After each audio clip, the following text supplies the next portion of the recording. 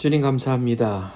하나님의 아들 독생자 예수 그리스도 이 땅에 오셔서 하나님 그 은혜와 복을 우리에게 주셔서 감사합니다.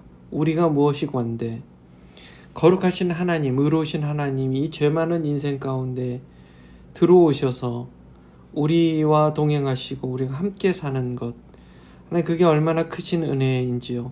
하나님 우리가 무엇이 간데 우리를 그렇게 사랑하셨습니까? 주님, 우리를 구원하신 예수님을 붙들고 사는 것이 얼마나 큰 복인지요.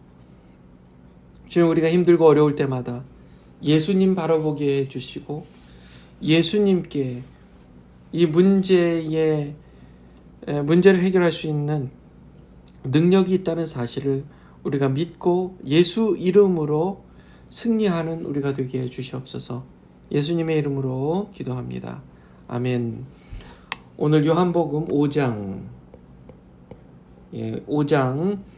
19절에서 29절의 말씀으로 함께 은혜를 나누도록 하겠습니다. 오늘 이제 생명의 삶에 아주 좋은 예화가 나와 있어요. 제가 한번 읽어드릴게요. 우리 교회에 다니는 젊은 여성 마이아는 최근 세례를 받았다. 세례 직전 그녀는 폭언과 폭력이 난무한 집에서 자란 어린 시절의 상처를 털어놓았다. 그러니까 이 마이아라는 여성이 자기 교회 이 글쓴이의 교회의 자매인데 세례를 받게 됐는데 세례를 받기 바로 직전에 이제 자기 스토리를 털어놓은 겁니다. 원래 이렇게 세례 직전에 짧은 간증을 하는 교회도 있습니다. 우리 교회도 이제 앞으로 기회가 되면 이런 시간을 갖는 게 좀 좋을 것 같다는 생각이 들어요. 자, 별거와 재결합을 수없이 반복하는 부모 밑에서 이 마이아는 수십 번의 이사와 전학을 해야 했고 또 이후에 그녀는 이러한 일들 때문인지 그 무분별한 과소비로 마음의 고통을 달려왔다. 때로는 점성술에도 빠져보고 불교도 의지해보고 그랬지만 그 무엇도 그녀가 찾던 평안을 갖다주지 못했다. 어느 날 방구석에 방치되어 먼지만 쌓여가던 성경책을 찾아 폈다. 그리고 말씀을 읽기 시작했는데 그 말씀에서 하나님의 마음이 느껴졌다. 두려워하지 말고 예수 그리스도를 바라보라. 반드시 이 모든 일을 헤쳐나가게 해줄 것이다. 라는 마음이었다. 마이아는 그동안 자신이 헛된 것들을 의지했음을 깨닫고 즉시 회개하고 예수님을 영접했다. 그러자 자신이 사랑받고 있으며 안전하다는 느낌으로 충만해졌다. 이제 그녀는 말씀 앞에 앉을 때마다 어릴 적 자신의 상처를 치유하시는 주님을 느낀다. 마이아는 이렇게 고백했다. 열등감, 두려움, 죄책감, 수치심, 우울증, 상실감 등의 견고한 진이 주의 사랑 앞에서 허물어졌습니다. 그 사랑이 저를 특별한 피조물로 변화시키고 계십니다. 주님의 말씀은 조용히 그러나 끈질기게 우리를 변화시켜서 자신과 타인을 잘 돌보는 청지기가 되게 하십니다. 예수 그리스도의 사랑은 우리가 세상에 줄 수 있는 최고의 선물이다. 그리스도의 사랑은 세상에 우리가 줄 수 있는 최고의 선물이다. 그런 글이 있어서 소개해 드렸습니다. 오늘의 주제가 그거예요. 뭐냐면 이 세상 아무리 우리 마음에 평안을 줄 것 같다 할지라도 결코 평안을 줄 수 없어요. 이 세상 그 어떤 것도요. 오로지 예수님만이 우리에게 참 평안을 주시는 줄 믿습니다. 예수님만을 바라보시기를 주님의 이름으로 축원합니다. 이 마이아라는 자매님처럼 예수님을 바라보시길 바라요. 예전에 어렸을 때 그런 엮이는 가정에서 자라고 사랑받지 못하고 자란 사람들은 이제 커서 여러 가지 다른 것으로 정서적 고통을 달래요. 마이아의 경우는 무분별한 과소비, 돈을 쓰는 것으로 마음의 고통을 달랬죠. 그런데 또 어떤 사람들은 또 다른 어떤 것으로 마음을 달래고, 어떤 사람은 종교, 점성술이라는 것, 그 다음에 불교 또 의지해 보는 거예요. 마이아처럼 여러 가지 종교들을 의지해 보지만 돈도 당연히 의지해 보죠. 세상의 쾌락, 그런 것들, 정욕, 여러 가지를 의지해 보지만 결코 사람이 찾을 수 있는 평안은 아니다. 찾기를 원하는 평안은 아니다. 성경 말씀을 통해 마이아가 깨달았듯이 예수 그리스도를 바라봐야 반드시 이 모든 일을 헤쳐나갈 수 있다라는 겁니다. 오늘 예수님께서 사람들에게 하신 말씀이 바로 그거예요. 야, 인생의 답은 나밖에 없어. 이거예요. 인생의 답은 나밖에 없어. 라고 예수님이 지금 얘기하시는 거예요. 보세요. 19절. 그러므로 예수께서 그들에게 이르시되 내가 진실로 진실로 너에게 이르노니 아들이 아버지께 하시는 일을 보지 않고는 아무것도 스스로 할 수 없나니 아버지께서 행하시는 그것을 아들도 그와 같이 행하느니라. 하나님 아버지가 뭐 하시는 분이에요? 창조주죠. 그러니까 아들도 그와 같이 행한다고 했으니까 예수님도 창조주인 거예요. 말씀 한마디로 이 우주 만물을 창조하신 분이란 말이에요. 요한복음, 오늘 지금 읽으신 게 요한복음 5장인데 1장의 처음 서두에 그렇게 나오잖아요. 태초에 말씀이 계셨다. 이 세상에 그분 없이는 된 것이 하나도 없다. 라고 맨 처음에 그렇게 예수님이 창조주라고 얘기한단 말이에요. 요한 사도는 그거를 알았어요. 아, 하나님의 아들 예수 그리스도가 창조주다. 그분은 하나님과 하나님 아버지와 동등하신 분이다. 그분이 하나님이다. 이렇게 완전히 굳건하게 믿었던 그런 분이었어요. 그러니까 그분이 지금 이 얘기를 하는 거예요. 요한 사도가요. 이렇게 얘기하는 거예요. 아버지께서 행하시는 것을 아들 예수 그리스도도 그와 같이 행하느니라 라고 예수님이 그렇게 말씀하셨다는 걸 지금 전하고 있는 거예요. 그리고 또 이렇게 주님께서 말씀하셨다는 겁니다. 아버지께서 아들을 사랑하사 자기가 행하시는 것을 다 아들에게 보이시고 그보다 더 큰 일을 보이사 너희를 놀랍게 여기게 하시리라.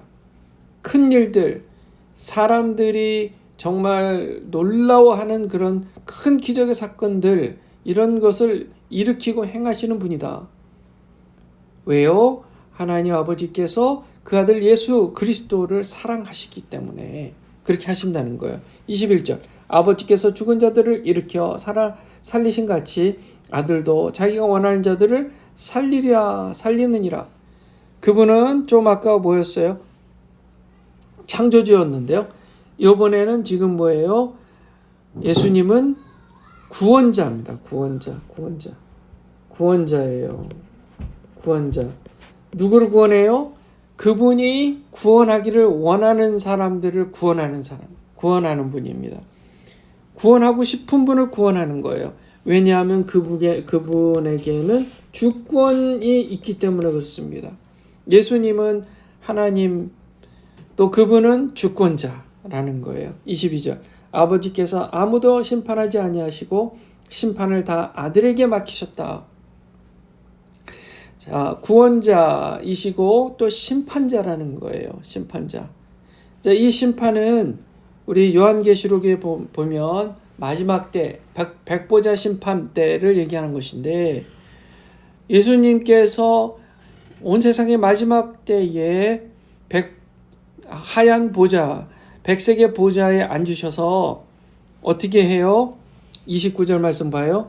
선한 일을 행한 자는 생명의 부활로 영원히 살게 하시고 악한 일을 행한 자는 심판의 부활로 영원히 지옥에서 살게 하시는 그 심판자의 역할을 아들 예수께서 하실 것이다 라는 겁니다. 그분이 무슨 권세가 있어서요? 하나님 아버지께서 그 모든 권한을 다 부여하신 거예요. 왜요? 그분이 삼위일체, 삼위 하나님 중에 한 분이시니까요. 주권자잖아요. 창조자잖아요. 구원자고요. 또 심판자인 것입니다. 그러니까 세상이 그분을 공경해야 돼요. 23절 이는 모든 사람을 아버지를 공경하는 것 같이 아들을 공경하게 하려 하심이라. 하나님의 목적은 공경, 예수 그리스도를 온 세상이 공경하게 하는 겁니다. 아들을 공경하지 아니하는 자는 그를 보내신 아버지도 공경하지 아니하느니라. 예수님을 공경하지 않는다는 것은 하나님 아버지를 공경하지 않는 거예요. 아시겠죠? 우리가 예수님을 믿지 않는 사람들은 하나님도 믿지 않는 사람들이다. 아유, 뭐 다른 종교들은 그래 하나님 믿지 않냐고, 뭐 저기 무슬림들은 하나님 믿지 않지 않냐 그렇게 물어볼 수 있잖아요. 그런데 무슬림이 믿는 하나님이 야훼 하나님일 수 있어요. 그런데 우리가 그렇잖아요. 같은 예를 들어 사랑이라는 말을 썼어요. 그런데 A라는 사람이 말하는 사랑은 B라는 사람이 얘기하는 사랑과 의미가 사뭇 다를 수가 있는 것처럼 여호와 하나님이라고 하는 그 신을 두고 조금이라도 오해하고 잘못 생각하면 창조주 하나님, 구원자 하나님, 사랑의 하나님, 심판자 하나님이라고 생각하는 우리의 그 하나님에 대한 관념이 다를 수가 있는 거예요. 그게 다른 거예요. 그러니까 우리가 예수님을 믿어야만, 그리고 예수님께서 하신 말씀을 잘 알아야만 하나님, 진정한 구원자, 주권자, 창조주 하나님을 알 수가 있는 거예요. 아들을 보고 알아야 보이지 않는 하나님 아버지를 알 수가 있다는 거예요. 그래 조금이라도 오해하고 하나님을 잘 모르면 잘못 찾아가는 거예요. 말은 하나님이지만 잘못된 신을 믿게 되는 겁니다. 우상신을 믿게 되는 거고 잡신을 믿게 되는 거예요. 자, 그러므로 하나님을 알기 위해서는, 하나님 아버지를 알기 위해서는 아들 하나님 예수 그리스도를 알고 그분의 말씀을 믿어야 된다는 사실이에요. 우리 인생의 답은 주님밖에 없습니다. 내가 진실로 24절 너희에게 이르노니 내 말을 듣고 또 나를 보내신 이를 믿는 자는, 여기 말하잖아요. 내 말을 듣고 들어야 된다는 거예요. 그리고 하나님 아버지를 믿는 자는 영생을 얻는다는 거예요. 왜요? 하나님 아버지를 온전히, 하나님이라는 분을 온전히 제대로 알고 찾아갔기 때문에 그렇죠. 심판에 이르지 아니하나니 사망에서 생명으로 옮겼느니라. 진실로 너희에게 이르노니 죽은 자들이 하나님의 아들의 음성을 들을 때가 오나니 곧 이때라. 듣는 자는 살아나리라. 종말의 때 요한계시록에 보면 먼저 들림을 받는 사람들이 이전에 죽어서 묻혔던 사람들, 이미 죽은 사람들이 먼저 살아난다라는 얘기가 있어요. 아버지께서 자기 속에 생명이 있음 같이 아들에게도 생명을 주어 그 속에 있게 하셨고, 그분이 생명이에요. 그분을 믿어야 생명을 얻을 수 있고 살아날 수가 있는 거예요. 그분의 음성을 들어야 사는 거예요. 여러분의 시선을 예수 그리스도께 두시길 바라요. 모든 마음의 아픔과 우울감과 좌절감, 그런 모든 정서적 불편감은 예수 그리스도의 이름으로 명하노니 사라질지어다. 아멘. 아멘하고 받으세요. 그러면 여러분 마음에 모든 우울한 마음 다 떠나갈 줄 믿습니다. 마음의 병 떠나갈 줄 믿습니다. 또 인자됨으로 말미암아 심판하는 권한을 주셨느니라. 심판하는 권한을 주셨느니라. 앞서 얘기했습니다. 심판의 권한. 이를 놀랍게 여기지 말라. 무덤 속에 있는 자가 다 그의 음성을 들을 때가 오나니. 또 반복하고 있습니다. 그리고 29절 아까 전에 읽었습니다. 그분이 백보자 심판으로서 선한 일을 행하는 자는 생명의 부활로, 악한 일을 행하는 자는 심판의 부활로 나오리라. 말씀을 맺겠습니다. 우리가 예수 그리스도를 바라봐야 돼요. 우리 인생의 답은 예수님밖에 없어요. 그분을 바라봐야 생명의 주 하나님, 그분을 볼 수 있는 겁니다. 예수님을 바라봐야 창조주 하나님을 보는 거예요. 예수님을 예수님을 봐야 주권자 하나님을 보는 겁니다. 심판자 하나님을 보는 겁니다. 우리를 살리신 구원자 하나님을 보는 거예요.